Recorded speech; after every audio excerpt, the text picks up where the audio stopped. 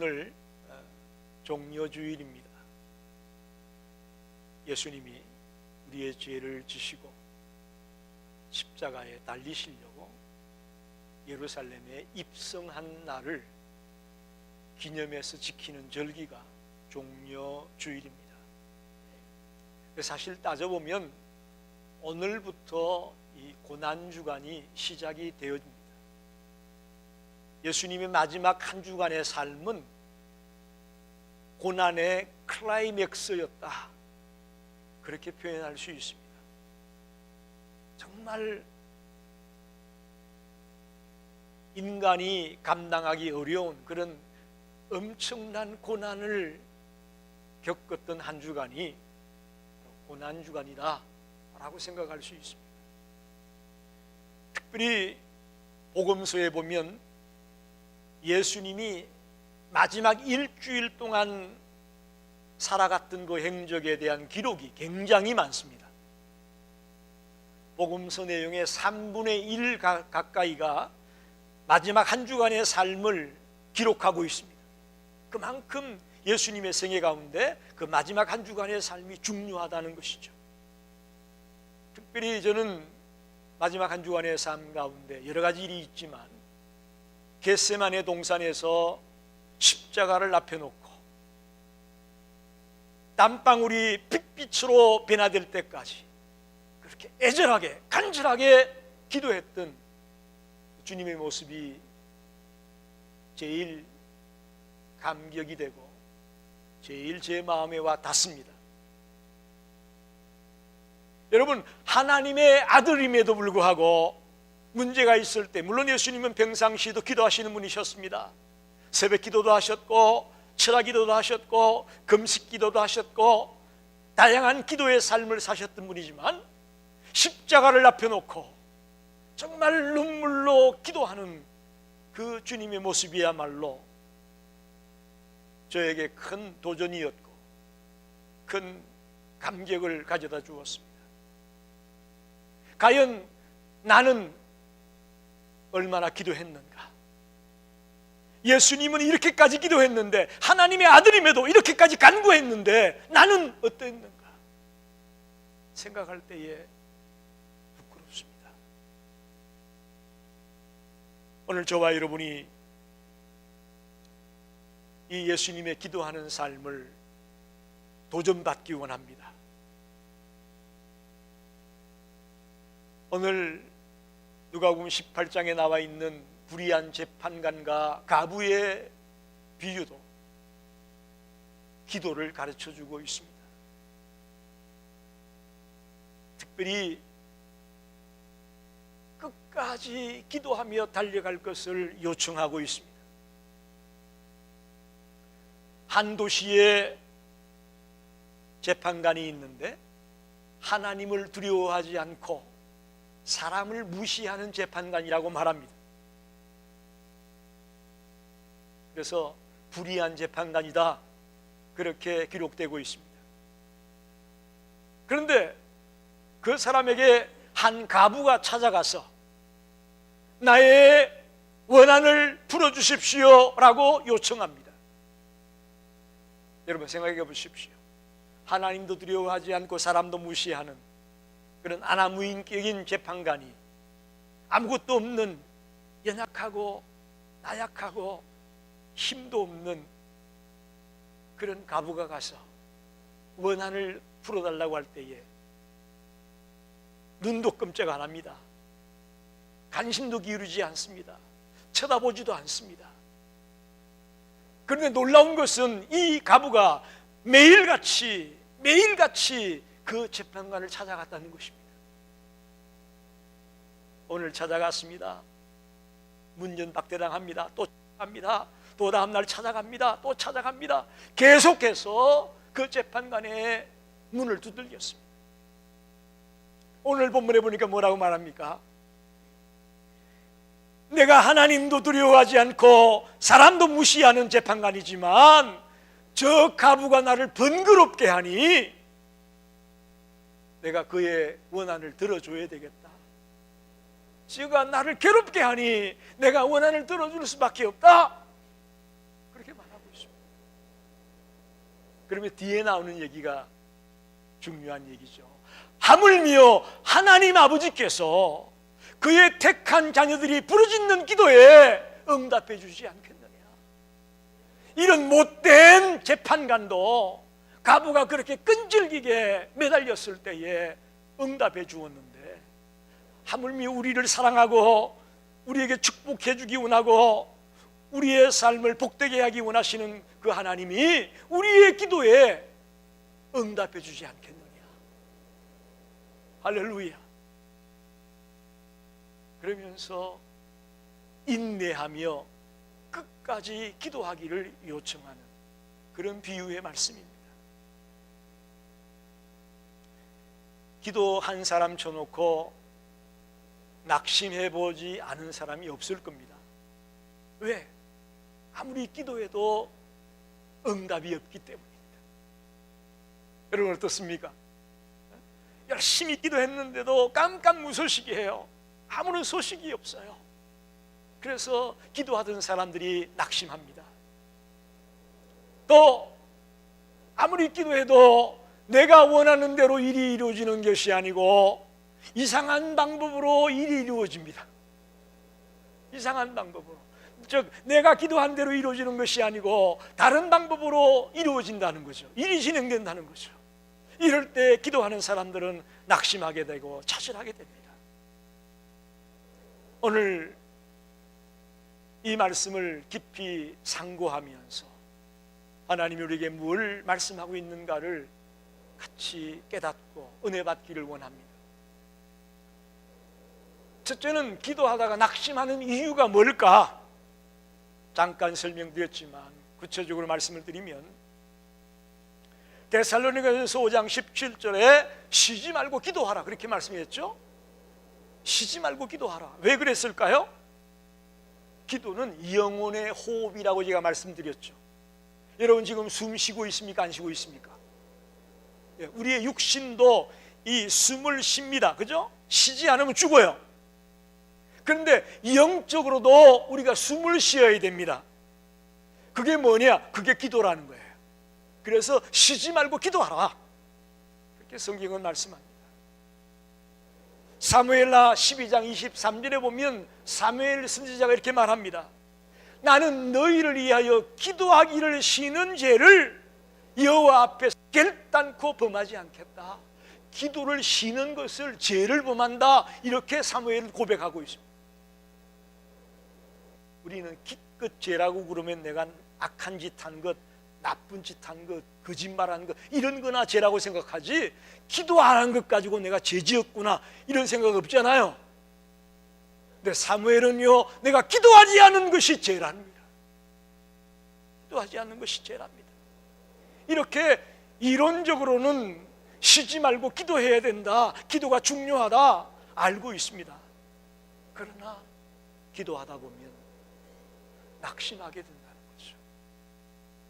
첫째는 빨리 응답이 되지 않기 때문에 그렇습니다.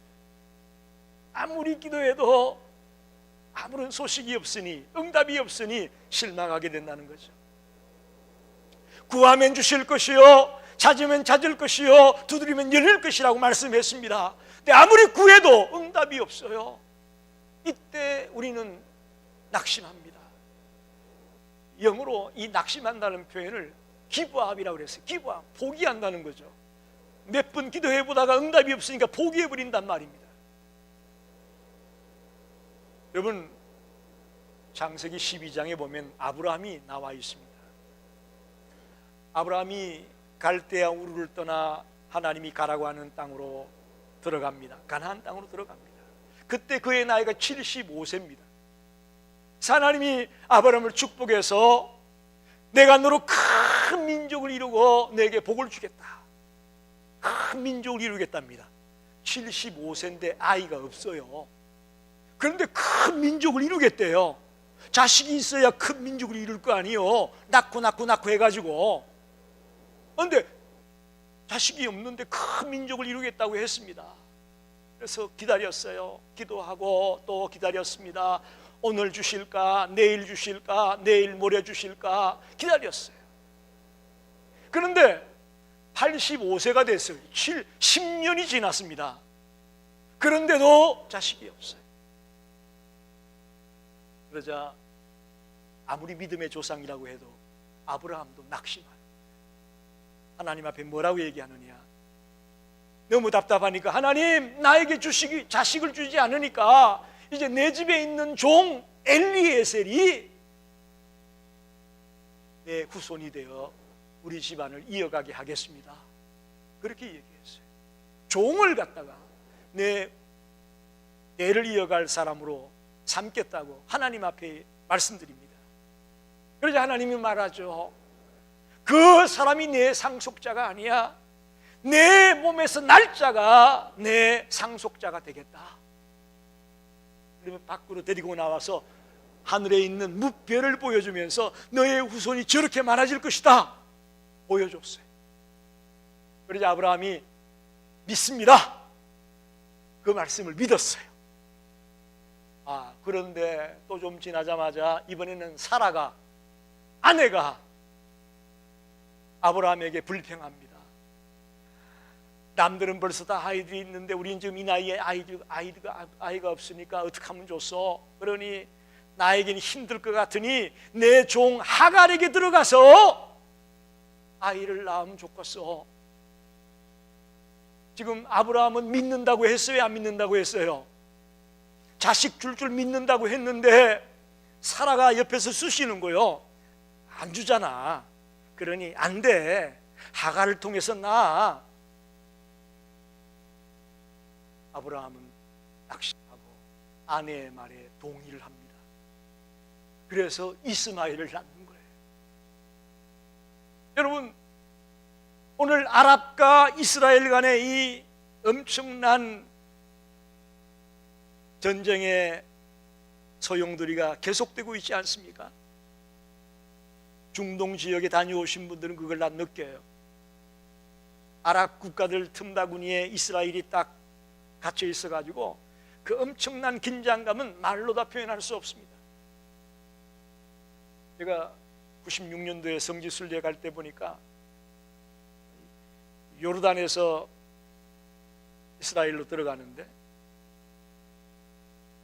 혁대 풀르고 신발 벗고 하여튼 완전히 거의 맨몸으로 가다시피 갔어요.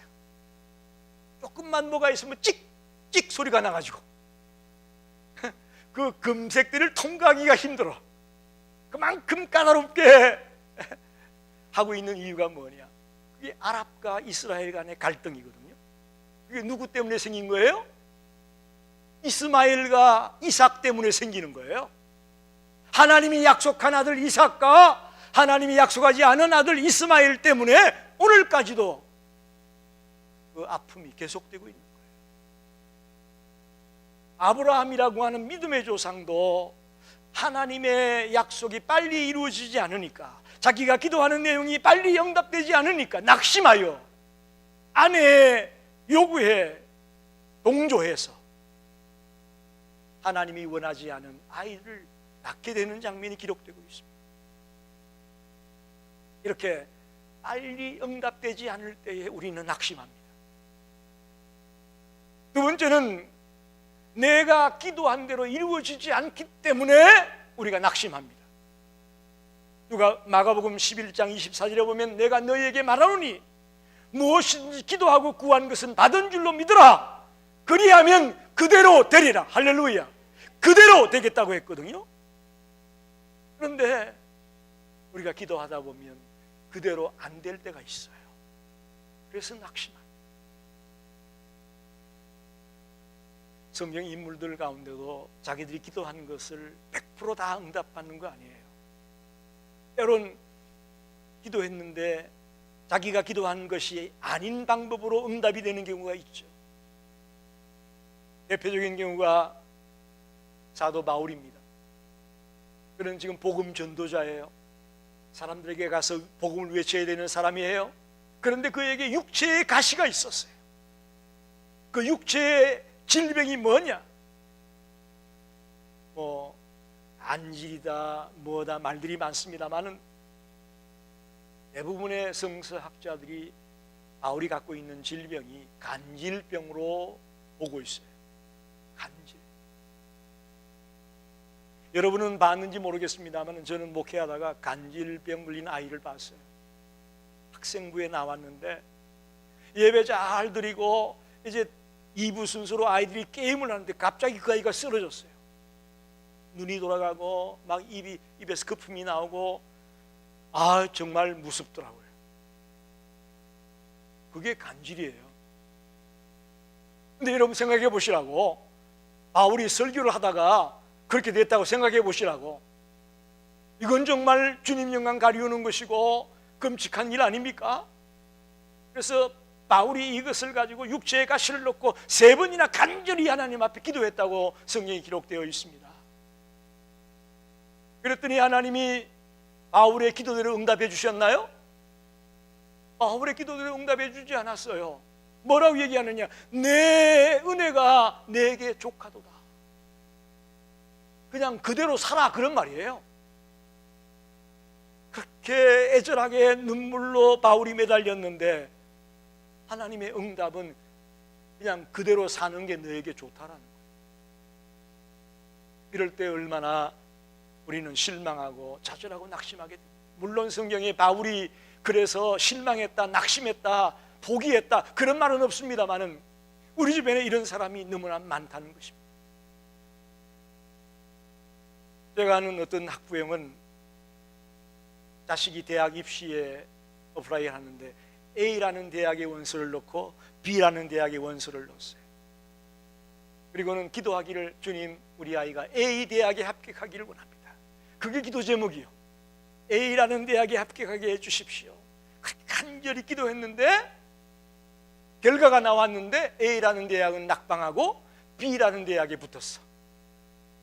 그러니까 하나님을 향해 불평하고 원망합니다. 하나님이 그렇게 A 대학에 보내달라고 했는데 왜 B라는 대학에 보내줍니까? 그러면서 낙심하고 좌절해 있는 부모를 본 적이 있습니다. 이처럼 우리가 기도한 대로 응답되지 않을 때에 우리는 낙심하고 포기하게 된다는 거죠. 두 번째로 이 말씀 속에서 우리가 꼭 기도에 대해서 명심해야 될 것들이 있습니다. 첫째는 우리의 기도가 정당한 기도여야 된다라는 거예요. 여기 보세요. 우리 한 재판관을 가부가 찾아가서 내 원한을 풀어달라고 했는데 만약에 거짓말로 원한도 없는데 원수도 없는데 찾아가 가지고 재판관에게 요청하면 들어주겠습니까? 안 들어주겠습니까? 아무리 매일같이 와서 두들겨도 그건 정당한 기도가 아니에요. 원한도 없는데 원한 갚아달라고 하는 거니까 그건 들어줄 수가 없어요. 오늘 많은 분들이 오늘 누가복음 18장의 이 말씀을 보면서 미싱하는 게 있어요. 실수하는 게 있어요. 그게 뭐냐? 뭐든지 갖고 가서 떼쓰면 된다. 그거 아니에요, 여러분. 정당한 요구를 가지고 주님 앞에 나가야 됩니다. 할렐루야. 정당한 기도의 제목을 가지고 나가야 되는 거예요. 그럴 때 하나님이 들으시는 겁니다. 가부가 무조건 떼쓴다고 재판관이 들어준 거 아닙니다. 정당한 요구였기 때문에 번거롭고 괴로워서 들어준 것이죠. 이 포인트를 놓치면 안 됩니다. 아무거나 가지고 와가지고 하나님 앞에 떼쓴다고, 하나님 아무리 부르짖어 봐요, 하나님 끔찍하지 않아요. 정당한 기도의 제목이어야 됩니다. 그걸 달리 말하면 하나님의 뜻대로 기도하는 것이라고 말할 수 있습니다. 하나님의 뜻대로. 내 욕심으로, 내 정욕으로, 내 명예욕으로 우리가 기도할 때가 얼마나 많습니까? 그런 기도에 아무리 끈기 있게 매달려도 하나님의 응답은 없습니다. 내 욕심을 챙기려고, 내 정욕으로 쓰려고 구하는 그 기도의 제목에 하나님은 응답이 없다는 것입니다. 그러나 하나님의 뜻에 맞는 합당한 기도의 제목을 갖고 나올 때에 하나님은 분명히 들어주실 것을 믿습니다. 여러분의 기도가 정말 응답되기 원합니까? 별로 원치 않으신가 보네. 정말 여러분의 기도가, 여러분이 간구하는 것들이 응답되기 원하십니까? 그러면 정당한 기도의 제목을 가지고 주님 앞에 나가십시오. 그리고 이왕이면 구체적인 제목을 갖고 나가시기 바랍니다. 우리가 기도할 때 주님은 묻습니다. 내가 너에게 뭘 해주기 원하느냐? 묻습니다. 그럼 여러분이 할 말을 가지고 있어야 돼요. 하나님, 우리 남편 구원시키기 원합니다. 막연하게 기도하는 게 아니고 하나님, 우리 집 잘 되게 해주세요. 막연한 기도예요. 하나님, 우리 집 편안하게 해주세요. 막연한 기도 말고 하나님, 우리 남편 구원시켜주세요. 하나님, 우리 자식 구원시켜주세요. 하나님, 우리 자식이 아파요. 우리 자식을 고쳐주세요. 이것만 가지고도 안 돼. 하나님, 우리 자식이 어떤 병이 있어요. 이 병에서 치유받게 해주세요. 아주 디테일하게, 아주 구체적으로 제목을 갖고 나아가길 바랍니다. 그런 정당한 기도의 제목에 하나님 분명히 귀를 기울이시고 응답해 주실 것을 믿습니다. 두 번째는 응답 받을 때까지 중단하지 마십시오. 대부분 성도들을 보면은 어떤 문제가 있으면 한 몇 번 기도하더라고요. 그리고는 흐지부지 끝나버려. 흐지부지 하고 사라져버려. 여러분, 이건 아니에요. 1년 기도했는데 응답이 없습니까? 2년 기도하세요?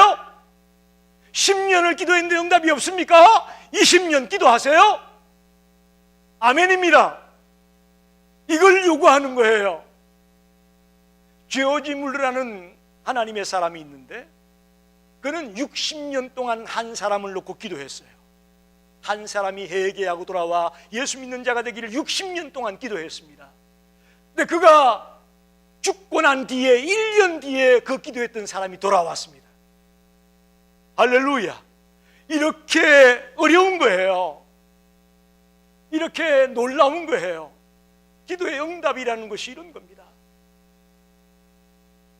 어거스틴이 고백록이라는 책을 썼죠. 그 어거스틴의 고백록을 보게 되면 그는 이렇게 말합니다. 나는 32년 동안 방탕한 삶을 살았었다.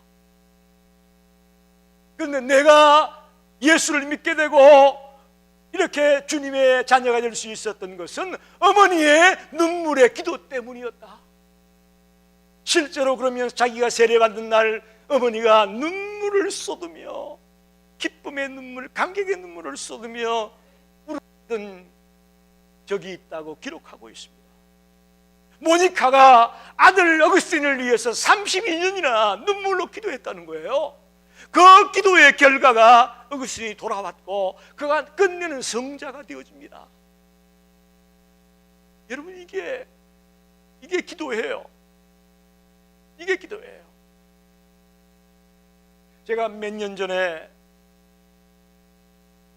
개척을 해서 13년 동안 목회했던 교회를 방문한 적이 있습니다.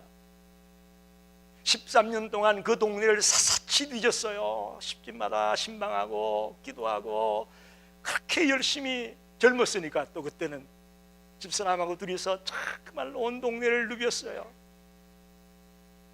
그런데 그렇게 기도하고 누벼도 안 오던 사람들이 있었어요. 그런데 몇 해 전에 가서 예배드리는데 내가 감격의 눈물을 흘렸어요. 왜 그러냐?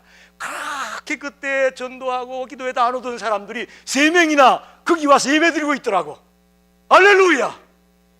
할렐루야입니다. 여러분, 내가 있을 때는 안 왔었는데 내가 떠나온 이후에 그들이 교회에 나와서 예배드리면서 기쁨의 눈물을 흘리고 있더라니까. 여러분, 이게 기도예요. 이게 기도입니다.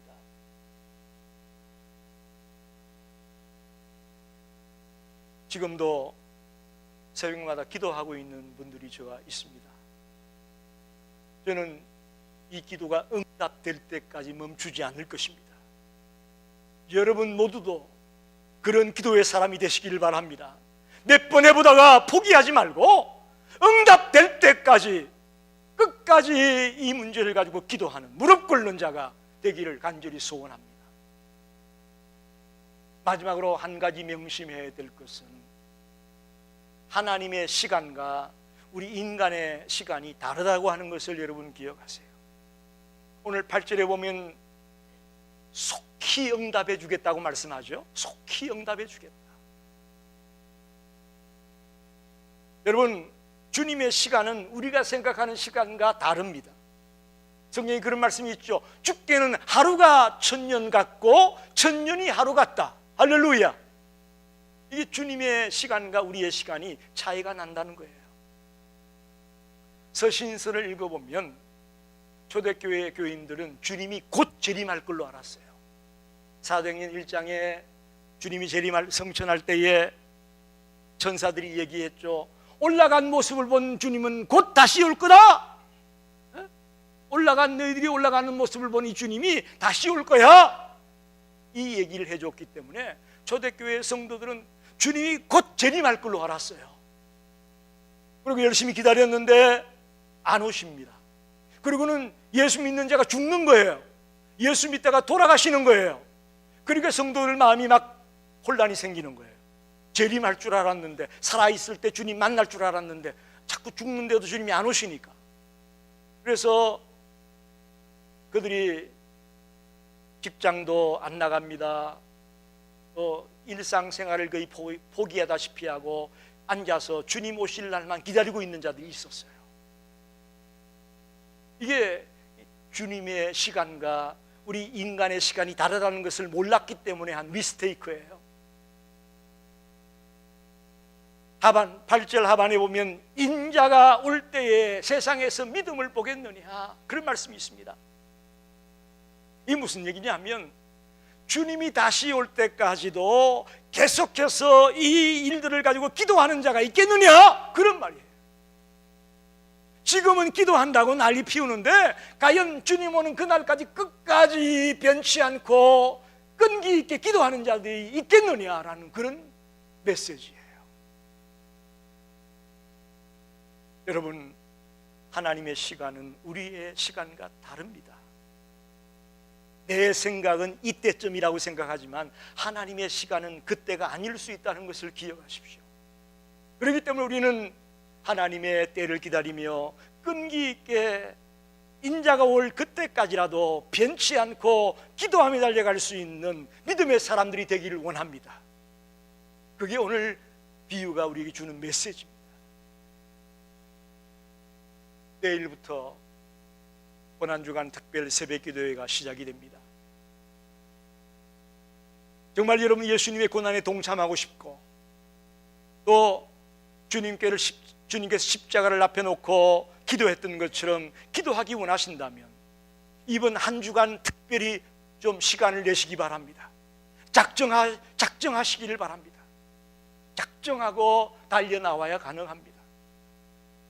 오면 오고 안 오면 안 오고 이것 가지고 안 됩니다. 작정하십시오.